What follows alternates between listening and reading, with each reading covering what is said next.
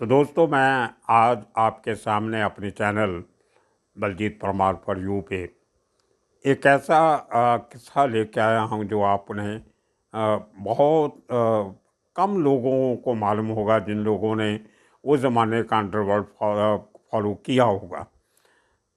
आपने नाम तो बहुत बड़े बड़े सुने, बड़ा राजन, छोटा राजन, उसके बाद माया डोलस, और इनके जो ग्रुप था पूरा, छोटा बड़ा राजन का, उस टाइम पे छोटा राजन तो बहुत छोटा आदमी था। लेकिन बहुत कम लोगों को मालूम होगा कि 1983 तक, 1983 तक ये ग्रुप जो था बड़ा राजन का, वो अपने दुश्मनों, और लोगों के दुश्मनों को मारने की सुपारी भी लिया करता था। मसलन ये लोग एक कंट्रैक्ट किलर का काम करते थे। तभी इतने बड़े भाई लोग नहीं थे, अपने इलाके के दादा जरूर थे, लेकिन कोई इतना बड़ा नाम नहीं था कि ये अपने आप में सरगना होते और अपने काम खुद करते। तो उनमें से एक किस्सा मैं आपको सुनाता हूँ 1983 का, जिसमें जो उस ज़माने का सबसे बड़ा जो अंडरवर्ल्ड का डॉन हुआ करता था, उसका नाम था वरदा राजन मुन्ना स्वामी मुरलियार। वरदा भाई के नाम से मशहूर था। बड़ी अच्छी खासी उसकी पहुंच थी पॉलिटिकल अदारों में, पुलिस में और फिल्म इंडस्ट्री में। कोई ऐसा बिजनेस नहीं होगा जिसमें उसका इंटरेस्ट नहीं था। उसका काम था बड़े बड़े लोगों की प्लॉट खाली करवाना, किसी का कोई प्रॉपर्टी का डिस्प्यूट है उसमें उसका सेटलमेंट करवाना, और बड़े बड़े धंधे वालों से प्रोटेक्शन मनी वसूल करना। जो उसकी बात नहीं मानता था उसको मरवा देना। तो ये वरदा राजन का काम था। उन्हीं दिनों उसके पास एक केस आया कि जुहू इलाके में जो समुंदर के साथ साथ एक रोड चलती है, जुहू तारा रोड, जुहू चौपाटी भी वहाँ पे है, जहाँ पे जुहू बीच जिसको बोला जाता है, उसके कॉर्नर पे एक प्रॉपर्टी थी जिसको एक बिल्डर खरीदना चाहता था। लेकिन जिस आदमी के कब्ज़े में वो प्रॉपर्टी थी, उसको जो प्रोटेक्शन थी वो उस ज़माने का, उस इलाके का एक बहुत बड़ा दादा था, बहुत डेरिंग आदमी। उसका नाम था जॉन परेरा। उसको जॉन पी भी कहते थे, परेरा की शॉर्ट फॉर्म। और ये जॉन पी वही आदमी है जिसका जिक्र मैंने 3-4 पहले एपिसोड में किया था, जो हमने कारिया एंथनी का जो मैंने किस्सा सुनाया था। आपको मैंने बताया था कि पुलिस से जब नागपुर से उसको लेके आए तो वो पुलिस को अपने घर पे ले गया, गार्ड्स को, और वहाँ से भाग गया था। और उसको आधी रात को जो क्राइम ब्रांच के ऑफिसर्स ने जो संजय परांडे, पाटिल और सांता क्रूज स्टेशन के ऑफिसर गोडबोले ने जिसको पकड़ा था आधी रात को, वो इसी जॉन परेरा के घर से पकड़ा था। तो वो आदमी जो था जॉन परेरा, वो कालिया एंथनी का भी खास था, दोस्त था, और बहुत अच्छी दोस्ती थी। इसीलिए रात को भाग के उसके घर पे जाके छुपा था जहाँ से उसको पकड़ा गया। खैर, तो जॉन परेरा जो था वो एक ज़माने में हाजी मस्तान और दूसरे स्मगलर्स का लैंडिंग एजेंट का काम भी किया करता था। समुंदर के किनारे पे जो 3-4 जो क्रिश्चियन लोगों की बस्तियां हैं, जिनको कोलीवाड़ा कहा जाता है। कोली, वहाँ पे जो मच्छी पकड़ने वाली कम्युनिटी है उनको कोली कहते हैं। और वो कोली जो मच्छी मार जो हैं, काम करते हैं मच्छी पकड़ने का, उनका जो गांव होता है उसको कोलीवाड़ा बोल देते हैं। तो वो जुहू में 2-3 गांव थे ऐसे समुंदर के किनारे। और ये लोग, क्योंकि वो इलाका समुंदर के किनारे पे था, जो लैंडिंग होती थी स्मगल्ड गुड्स की, उनको भी बड़े जहाज़ से ट्रांसफ़र करके छोटे किश्ती में डाल के उसको किनारे पे लेके आके उसको एक न खुर्द बुर्द कर देना, इमीडिएटली पूरा स्मगलिंग का माल डिस्ट्रीब्यूट कर देना। तो वो काम भी करता था। मैं उसको, शख्स को, जॉन परेरा को इसलिए जानता था कि मैं उसके पहले, रिपोर्टर बनने के पहले, मैं हॉलीडेन में काम 3.5 साल कर चुका था। उस समुंदर के किनारे जुहू पे होटल था, और उस वहाँ पे हमारा जो इलाका था, जो हमारा जुहू कोलीवाड़ा था, उसके जो 2 बड़े लैंडिंग एजेंट थे, रॉबर्ट और भस्तियो, 2 भाई थे, उनको मैं अच्छी तरह जानता था। वो भी क्रिश्चियन थे, हमारे होटल में आना जाना था उनका। इनके जो उस टाइम पे जो वहाँ स्मगलिंग का जो काम देखते थे 2 शख्स, कुदरती वो दोनों पंजाबी थे, एक बख्शी साहब और दूसरे बाली साहब। चरणजीत बाली। चरणजीत बाली का जो होटल था इन्फॉर्म होटल, और एक नाइट क्लब था उनका J49, वो उसी जगह पे था जहाँ पे वरदा राजन मुडलियार वो प्लॉट का कब्ज़ा लेना चाहता था। उससे 100 गज दूरी पे था। खैर, तो जॉन से मेरी काफ़ी अच्छी जान पहचान थी। उसके साथ बैठ के बहुत बार मुलाकातें हुई, बातचीत, दिल का बहुत अच्छा आदमी था। लेकिन मुझे उस समय, क्योंकि मैं रिपोर्टर नहीं था, तो मुझे मालूम नहीं था कि ये आदमी का अंडरवर्ल्ड में भी कुछ लेना देना है। तो एक तरीके से मैं जॉन परेरा को बहुत अच्छी तरह जानता था। तो वो जो प्लॉट का झगड़ा था, उसमें जॉन परेरा जब पड़ा तो वरदाराजन को बहुत मुश्किल हुआ कि उस इलाके का एक जाना माना असर सूख वाला बदमाश डेरेंग आदमी वर्धा के सामने खड़ा हो गया।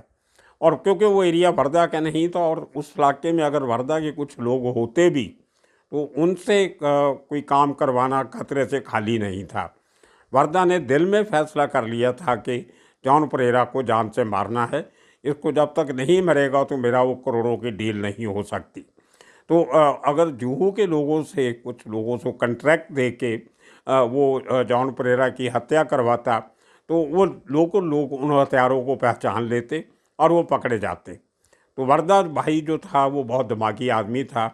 उसने जो किलर हायर किए, वो वहाँ से मीलों दूर जो चंबूर घाट कोपर का इलाका था, वहाँ के किलर थे, जो सहकार नगर वाले बड़ा राजन का गैंग था, जिसमें छोटा राजन बहुत छोटा था, तभी इतना नाम नहीं था उसका।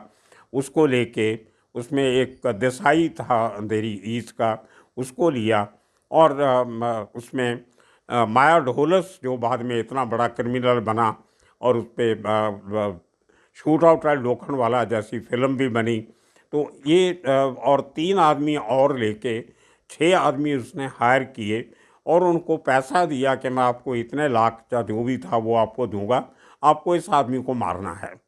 और अपने कुछ आदमी साथ में भेज के उसका चेहरा पट्टी जिसको बोलते हैं, जॉन की शक्ल दिखाई गई और वो पूरी प्लानिंग की गई कि उसको कैसे मारना है। वो ज़माने में हथियार, लेटेस्ट हथियार बहुत कम इस्तेमाल होते थे, तो छुरा, चाकू, कोयता, तलवार, इसका ज़्यादा काम होता था। तो जैसे ही अपॉइंटेड डे पे उसकी फील्डिंग लगा के, निगाह रख के, जब बड़ा राजन, छोटा राजन, माया ढोलस और 3 और लोगों ने, देसाई और 2 और लोग, जैसे ही इन्होंने जुहू चौपाटी पे जो बीच है जहाँ पे सैकड़ों लोग वहाँ पे रोज़ शाम को घूमने फिरने, तफरी करने आते हैं, कुछ छोटी मोटी खाने पीने की स्टॉल्स हैं वहाँ पे, कुछ बच्चों के साथ, फैमिली के साथ लोग एंजॉय करते हैं। तो वहाँ पे जॉन परेरा अपनी बीवी, जिसका नाम ग्रेस था, 26-27 साल की उम्र होगी उसकी, उसके साथ, और उसकी 9 साल की बेटी हेलन उसका नाम था, और बाद में तो वो हेमा शादी करके बन गई। तो ये तीनों, जो उसकी बीवी, जॉन आप और उसकी बेटी 9 साल की, तो उन जब चौपाटी पे वो लोग खड़े समुद्र की लहरें देख रहे थे, समुद्र का सीन एंजॉय कर रहे थे, तो कुछ छोटा मोटा सामान देख रहे थे, तो अचानक ये 6 लोगों ने तलवारें, कोयते, चॉपर लेके उनको घेर लिया।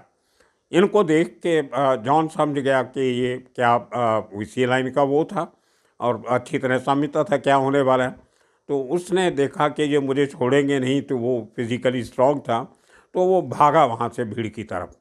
तो बड़ा राजन ने उसको आवाज़ दिया कि अगर तू भागा और हमारे हाथ में नहीं आया, सरेंडर नहीं किया, तो हम तेरी ये 9 साल की बेटी को मार देंगे, और एक कोयता, चॉपर बच्ची के गर्दन पे रख दिया। अब देखिए कितनी दहशत वाला काम है। आज बहुत बड़े डॉन बने फिरते हैं, वो छोटा राजन डॉन, बड़ा राजन डॉन, माया ढोलस डॉन। एक 9 साल की बच्ची के गर्दन पे हथियार रख के आप उसके बाप को ब्लैकमेल कर रहे हो कि अगर तुम नहीं हमारे पास आई तो हम इस बच्ची को मार देंगे। इस किस्म के घटिया काम भी इन डॉन लोगों ने किए हैं। मेरा आज का ये इंसिडेंट बनाने का मतलब ही यही था कि कभी बड़े नाम के पीछे मत जाइए, ये देखिए कि उन लोगों ने अपनी ज़िंदगी में क्या क्या घटिया और गैर इंसानी काम किए हुए हैं।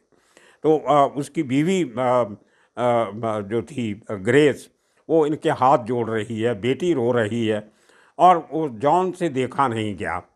उसने कहा ओके भाई ठीक है, आप मेरे बच्चों को छोड़िए, बच्ची को छोड़िए, मुझे जो करना कीजिए। तो वो आ गया। जैसे ही वो नज़दीक आया, उसके ऊपर इन्होंने बुरी तरह वार की और उसको सबके सामने, भीड़ के सामने, समुंदर के किनारे रेत पे उसका कत्ल करके, पूरा खून से वो रेत भीगी हुई। वो जो सैकड़ों लोग देख रहे थे, उनके दिल पे भी क्या गुजरी होगी।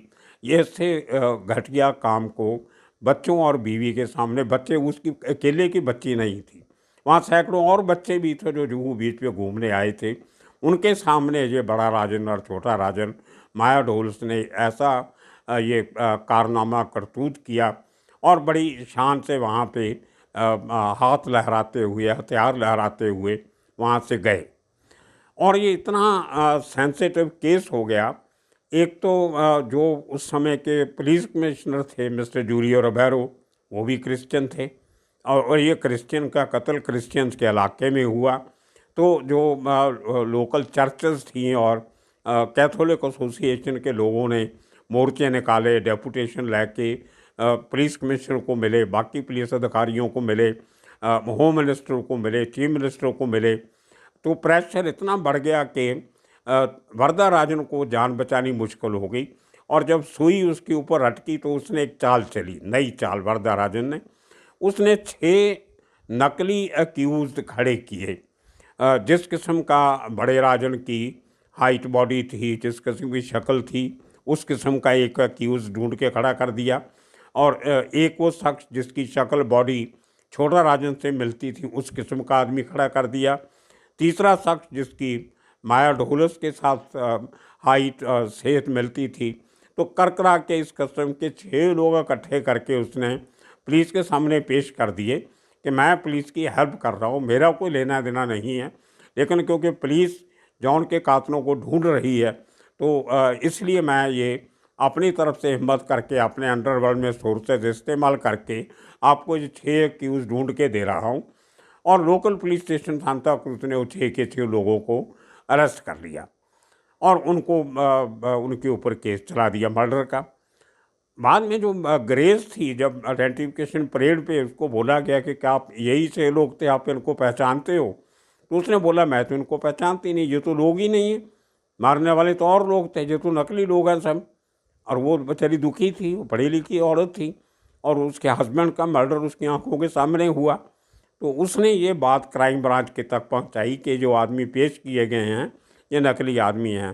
तो वैसे भी क्राइम ब्रांच उस समय पे पूरी इन्वेस्टिगेशन कर रही थी, जिसमें मैंने पिछले एपिसोड में बताया काली एंथनी के वो जो क्राइम ब्रांच के ऑफिसर थे, अशोक गाहब एक ऑफिसर थे, संजय परांडे थे, पाटिल थे। तो इन ऑफिसर्स ने जब पूरी इन्वेस्टिगेशन की तो ये पता चला कि यही लोग थे जिन्होंने ये मर्डर किया था।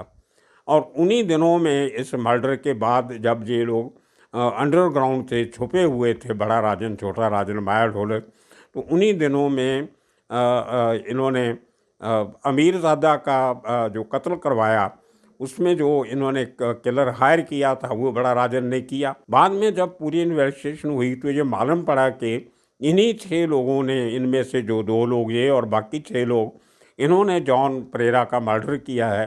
तो इनके ऊपर वो केस भी रजिस्टर हुआ। लेकिन वरदा राजन की पोजीशन बहुत ख़राब हुई।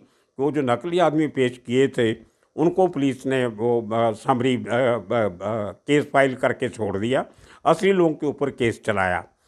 और उसी दौरान बड़ा राजन का कोर्ट में मर्डर हुआ। सफालगा ने किया, जो यूनिफॉर्म पहन के आया था। वो अब्दुल कुंजू इसने सप्लाई किया था अमीर जादव को मारने के लिए। खैर, तो वो बदला जो था वो अंडरवर्ल्ड में चलता था। तो सेशन कोर्ट में ही हियरिंग के दौरान चंद्रकांत सफालगा नेवी की यूनिफॉर्म में आया और उसने बड़ा राजन को मार दिया। और उसके बाद छोटा राजन बचा, ये पुलिस कस्टडी में था। तो मुझे ऑफिसर ने बताया कि इनकी बहुत बुरी तरह धलाई की गई थी ये मर्डर के केस में। तो इनकी अल्टीमेटली बाद में बेल हुई, लेकिन वो जो केस चल रहा था उसमें वरदा राजन की इन्वॉल्वमेंट आ रही थी और ग्रेस उसमें सबसे बड़ी जो वो गवाह थी, आई विटनेस थी। उसको वरदा राजन ने एक दारू वाला जो उसको एक बड़ी टैक्सी, काली पीली टैक्सी दी, जो दारू की गाड़ी चलाता था, चैंपियन ड्राइवर होते हैं। तो ग्रेस को उसी जुहू तारा रोड पे गाड़ी के नीचे दे के मरवा दिया गया। तो इस किस्म के काम वर्दा भाई और जो हमारे आज के डॉन जो हैं, अभी तो जेल में बैठे हैं, तिहाड़ जेल में, छोटा राजन, बड़ा राजन, ये नाम सुनने में अच्छे लगते हैं। इनके कारनामे देखो तो बहुत दुख भी होता है और तकलीफ़ भी होती है, और एक समाज के प्रति जो इनका रुख रहा है उसको देख के शर्म भी आती है। तो एक अल्टीमेटली उस केस में कोई गवाह नहीं रहा और इन सबको सीबीआई ने उसके बाद में वो केस ख़त्म कर दिया फॉर लैक ऑफ एविडेंस और गवाह। और जो लड़की थी जो 9 साल की, उसमें वो आज बड़ी होके उसने एक नायर से शादी की है। आज वो गीता नायर के, हेमा नायर के नाम के नीचे अपनी ज़िंदगी जी रही है मुंबई में। एक किस्सा मैं आपको इसलिए सुनाया कि अगले हफ्ते में, अगले एपिसोड में इसी किस्म का वो किस्सा सुनाऊंगा जब एनकाउंटर स्पेशलिस्ट प्रदीप शर्मा के ऊपर दाऊद गैंग ने उसको मारने की प्लानिंग बनाई, तो छोड़ इसलिए दिया था कि गोली नहीं चलाई थी कि उसके साथ उसकी 9 साल की बेटी थी। तो ये किस्सा आने वाले एपिसोड में सुनाऊंगा। आज तक के इतना ही काफ़ी। सबका शुक्रिया, धन्यवाद।